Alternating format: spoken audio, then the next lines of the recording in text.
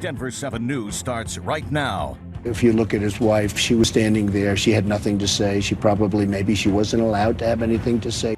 Those very words created a firestorm for Republican presidential nominee Donald Trump. He was responding to the parents of Army Captain Humayun Khan, who was killed in Iraq. They shot back at Trump during a DNC speech over his calls to temporarily ban the immigration of Muslims from, quote, terror states. All new at 10, a Highlands Ranch man says he was so disgusted by Trump's comments, he decided to do something about it. He's encouraging people to join him at Fort Logan Cemetery tomorrow morning. Denver 7 reporter Lance Hernandez is at the cemetery now. And Lance, what's the plan? Molly, Mike Sexton wants to place flowers or some other token of appreciation on the grave of a Muslim soldier out here at the cemetery. Now, if he can't find one, he'll place them on the grave of some other soldier who was different from him. The goal is to honor Americans of every creed and background who served their country. Captain Khan gave his life for this country, and that needs to be honored.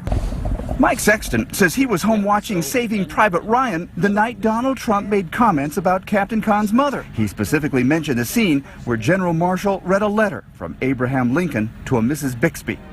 The solemn pride that must be yours to have laid so costly a sacrifice upon the altar of freedom. Sexton says the families of the servicemen and women buried here did the same thing, whether there is a cross, Star of David, crescent, or any other symbol on the gravestone. So I just put up a little group on Facebook and said, come if you would like, and I think I touched a nerve. Sexton says the idea is to find the grave of someone who is different somehow than you. You know, for me it might be a Latino since I'm raised Irish. If you can find a grave of a Muslim American, decorate that grave. Sexton hasn't served in the armed forces, but his brother is serving. He says he'd want others to honor him if he were in one of these graves. And I'd also kind of issue a challenge to anyone running for political office, any party, from dog catcher to President of the United States, that they do the same. Now, Sexton says he'll be here at the Welcome Center at the main entrance off Sheridan Boulevard at 10 o'clock tomorrow morning. He says if no one else shows up, he'll do it by himself.